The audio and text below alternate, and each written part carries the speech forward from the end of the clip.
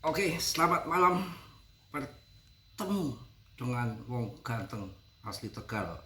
Malam-malam, dunia malam, saya bikin video ini hampir jam 1.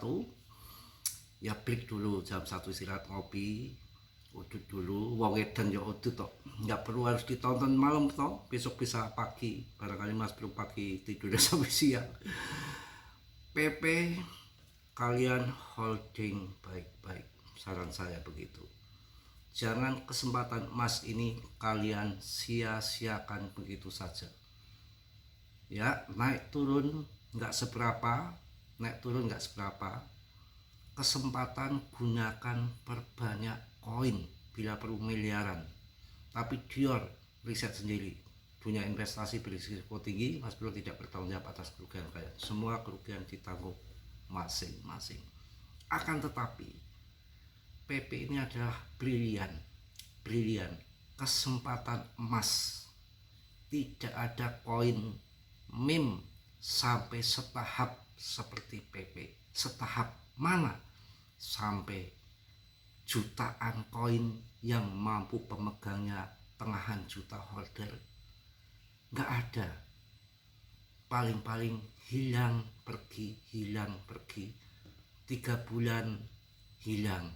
Grok 1, grok 2, grok 3. Meme coin yang hancur lebur ke top CMC 100 terlempar lagi. PP belum pernah terlempar dari top CMC 100. Dibahas dari top 130 CMC rankingnya masuk ke 90, masuk ke 80, masuk ke 60, 70, 16 top CMC 0,43 harganya, kebanting lagi belum pernah ke 50 top CMC, di kepala 40 bertahan di situ. Artinya koin ini akan bermasa panjang. Wow, kalau di ETF kan apa yang terjadi? Institusi masuk, ledakan harga nggak ada batasan. Tapi menurut prediksi yang orang nggak main-main di sini, di Mas Bro, ketemunya pun secara unik dengan beliau, tidak tahu saham, tidak tahu kripto, langsung Mas Bro akan besar ke depan PP ini 1, sekian sampai 2 rupiah. Wow, mantap. Bukan hanya prediksi belaka tidak, tapi dengan nggak orang sembarangan. Pertama itu, kedua didukung dengan fundamennya. Koin kalau ada sosok orang besar di sini. Sekarang kita pikir secara logik, secara cerdas, secara detail, secara yang dalam di sini. Bayangkan ke langit. Jizat siapa? Kaya nggak? Miskin kere nggak? Jizat. Ngantuk sih ngantuk. Jizat orang besar, ahli blockchain. Sampai sama Trump aja begini. Sampai kerjasama bikin stablecoin USD 1. Yang dulu dimusuhi di AS, sekarang di sana itu dulu kan nggak legal. Binance US sekarang dilegalkan. Kerjasama dengan Trump juga. Apa arti semua ini? Seorang besar ahli blockchain, BTC-nya bejibul, BNB-nya harganya puluhan juta, developernya BNB lagi, pakai swap dia punya. Kurang opo? Ngapain dia adopsi PP? Jizat adopsi PP, dan sepanjang sejarah baru ini Jizat adopsi meme coin. Buat apa pula? Ada sesuatu hal yang besar di balik belakang meme coin ini, PP ini. Bukan koin sesaat datang pergi, tapi akan permanen bermasa panjang. Apakah ini nilai BTC kedua? Ya nggak tahu, bisa saja. Apakah dulu BTC itu akan tahu jadi besar seperti ini? BTC dulu apa? Harganya meme coin sampai 1 miliar. Itu koin apa? Manusia bisa seperti itu tanpa campur tangan alam? No. Dengan campur tangan alam, campur tangan BTC 2,1 miliar. Apakah PP nanti bisa? Bukan harganya miliaran ataupun ratusan ribu, akan tetapi margin yang kita dapatkan dari PP kalau kita sabar bisa akan sampai cuannya lebih daripada BTC. Ya, asal kalian sabar. Kenapa bermain cryptocurrency? BTC dulu harganya 250 juta. Kita nggak usah ngomong BTC harganya meme coin di tahun 2013. Kita bicara di tahun 2022 yang baru kemarin lewat, sekarang baru tahun 2026. 4 tahun yang lalu pun belum ada. 250 juta ataupun 16.000 dolar menjadi 21 miliar. Kok bisa rugi? Bisa orang bangkrut dari BTC? Yang cuan banyak.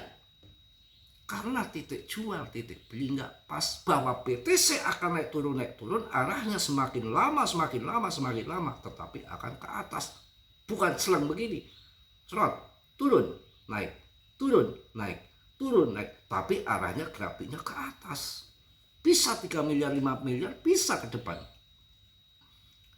Itu kok bisa rugi? Yang rugi masuk di harga tinggi, kebutuhan butuh mendadak, panik atau segala macam, dijual murah.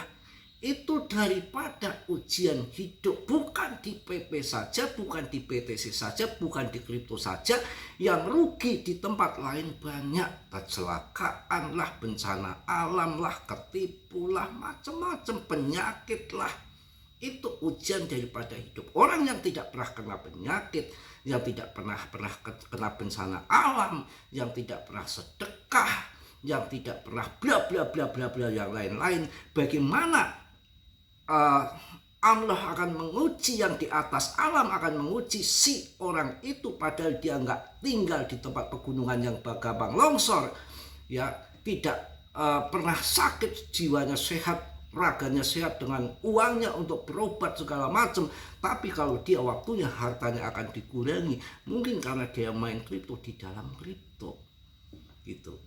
Ketika saya akan diberikan rezeki sama alam, wong saya bukan pegawai negeri, saya bukan pejabat, saya bukan pedagang besar, tapi Allah sudah memberikan rezeki Mas Bro yang nilainya miliaran. Saya bermainnya di mana? Di kripto. Akan melalui kripto mengalir ke saya. Sarananya seperti itu. Gitu. Sarananya seperti itu. Ya kalau kita sudah tahu fundament PP yang seperti ini, ngapain kita ragu? Tapi tetap dior, riset sendiri. Dalam dunia kripto berisiko tinggi. Takutnya pas masuk PP harga tinggi, kalian nggak kuat, kena guncangan, cobaan, ujian dalam hidup, dijual murah. Baru saja dari Kudus ke Bel, saya jengkel Mas Bro, barusan jual PP harga murah buat berobat katanya. Ya itulah ujian. Kemarin saya udah keluar tahun 2024, Mas Bro cuan banyak. Nah, ada turunnya. Mas Bro cuan banyak, ada yang buat uang hilang begini, ketipu kesini, ada aja. Itulah kehidupan ya. Yang penting kita di kripto itu kan nggak omong kosong, ada investasinya, diakui global, legal di Bapepti, ya kan, legal di Indo, di seluruh dunia. Ya kurang apa?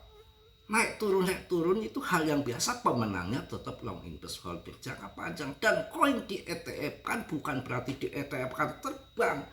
Di ETF kan kalau debtnya masih sentral itu, masih ngurusi meme koinnya, masih punya bejibul banyak koinnya, orang nggak mau beli. Tanpa di ETF kan pun BTC terbang sebetulnya. Itu loh. Karena sesuai dengan supply and demand, nggak ada debtnya, itu yang dijelaskan seperti itu. ETF artinya apa? ETF promosi untuk menarik dana institusi, dijamin keamanannya, ditransfer di ETF kan. Siapa yang bertanggung jawab di situ? Ada BlackRock, ada siapa mana saya bikin ETF. Nanti kanal kapital yang membuat ETF PP, dia harus stok banyak di koin PP-nya yang akan ditransfer di ETF kan supaya aman. Kalau dibeli bursa, kalau kayak Hotbit bursanya bangkrut kan hilang aset kita. Itu aja. Ya. PP para pemegang aset kripto hari ini terlihat hiperaktif, sebagai semua mata masih tertuju pada BTC. Masih BTC season, BTCD itu termasuk indikator yang nggak bisa kita remehkan, diabaikan, karena itu untuk tahu aliran dana kemana. Sekarang aliran dana masih di PTC dengan 60, hampir 61% ya, tetap altcoin season belum terjadi. Sabar aja, tunggu mainnya. Wong ini dunia fana, nggak ada yang kekal, nggak ada yang abadi. Nanti waktunya PTC turun, altcoin season terjadi. Dan PP banyak yang menggadang-gadang bahwa sebagai raja meme coin ataupun PTC-nya meme coin. Dan ini Powell speak yang terakhir. Speak yang terakhir, mudah-mudahan topis nggak halkis mulu. Speak yang terakhir dan akan digantikan si Kevin. Ya, Kevin orang yang pro crypto dan memang sepanjang sejarah baru ada orang Fed yang pro crypto dengan mempunyai 20 aset digital, yaitu Kevin. PP juga menambahkan lebih dari 1.500 dompet baru dalam 2 minggu terakhir ini. Ya, tenang kawan, kita harus yakin dan sabar ya. PP is keeping the market hips and the pink X please. ICAM is mumet malam-malam biar nggak ngantuk, kita akan olahraga malam lagi nanti ya. Mendoakan PP supaya kita juga sehat. Wah, pernapasan tuh enak malam, mompak angin pernapasan tuh enak kawan. Jadi badan selalu fit, seger, sehat jiwa dan raga, apalagi dilumuri dengan doa-doa. Oh, mantep. Bukan hanya ngomong-ngomong, bebek-bebek, bacot-bacot di sosmed yang nggak ada gunanya. Kalau di sini kan ada gunanya. Oke ya. PP tetap menjadi salah satu meme yang paling kuat di perdagangan karena pasar sudah mengenal simbol tersebut kawan. Bukan aset utilitas atau hip sesaat, adalah aset perhatian di pasar meme. Perhatian adalah infrastrukturnya. Itulah PP tetap relevan. Meme ini sudah melewati ambang batas kesadaran. Kebanyakan meme tidak pernah sampai ke tahap ini. Begitu sebuah meme menjadi mudah dikenal dan banyak dibicarakan, meme tersebut menjadi bagian dari peta rotasi utama. Tesis PP yang paling kuat adalah refleksivitas. Perhatian menciptakan likuiditas. Likuiditas menciptakan pergerakan harga menciptakan lebih banyak perhatian. Siklus ini tetapi justru itulah mengapa aset meme dapat bergerak agresif naik tinggi kawan ya. Mudah-mudahan kita akan cuan semua di PP. PP sedang bertambah terus dompetnya ternyata yang menyimpan PP ya. Pokoknya masa depannya cerah kalau kita sabar, tapi tetap gior ya, tetap riset ya. Nanti pas beli turun ya nangis. Yang namanya kripto tuh naik turun hal yang biasa-biasa saja. Ini misteri kekaisaran PTC, si Butan ini menyangkal penjualan PTC meskipun data Akram menunjukkan penurunan 76%. Ini kapan ini berita kapan? Yang jelas kemarin penurunan kan 180 juta US dollar likuidasi itu dihantam itu ya. Itu kesempatan emas, uang kelihatan segitu gedenya, leplet semua dihantam. Makanya jangan main leplet ya. Ringginya di 45, kapitalisasinya hampir mendekati 27 triliun, 26,9 triliun. Ya sabar saja. Ini malam-malam daripada nyanyi-nyanyi juga ngapain ya? Kita mending, kalau tadi kan nyanyi-nyanyi tadi itu yang shot itu kan nyanyi kapan itu kan saya potong aja daripada sepi nggak ada shot ya.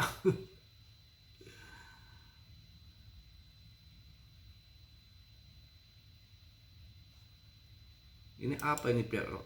Ini berita 6 jam yang lalu. Baru saja BlackRock telah mentransfer 5.000 BTC senilai sekitar 450 juta dolar ke Coinbase. Langkah yang terjadi di tengah aktivitas institusional yang terus berlangsung dan aliran dana ETF Bitcoin Spot meningkat.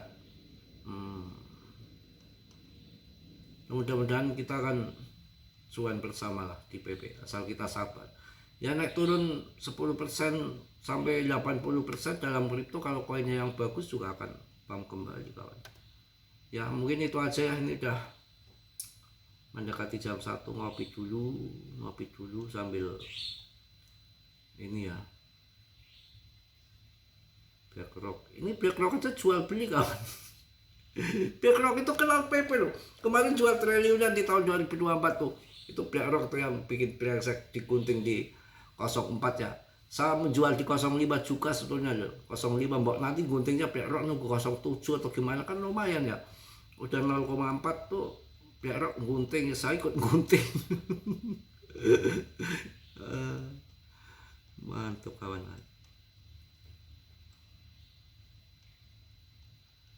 Harus yakin ya kawan. Mungkin itu aja, udah ambil jam 1, mudah-mudahan ada manfaatnya. Yang malam masih begadang, masih trek, masih temani kalian ya. Pokoknya saya bikin video tuh ngacak, pokoknya nggak mikirin YouTube, ngacak mau sejam-jamnya karena banyak kegiatan malam. Kalau pagi belum bangun kan malam udah saya bikin video. Kalau lagi senggang, kalau malam tadi siang saya memang banyak pekerjaan untuk transaksi jual beli mobil. Kalau pas lagi sepi kan lumayan untuk buy PP, makin banyak juga koin saya PP-nya. Salam, tetap diam ya. Dari saya sendiri dalam dunia kripto berisiko tinggi, bisa cuan atau membeli mendadak. Mas Bro nggak bertanggung jawab atas kerugian kalian.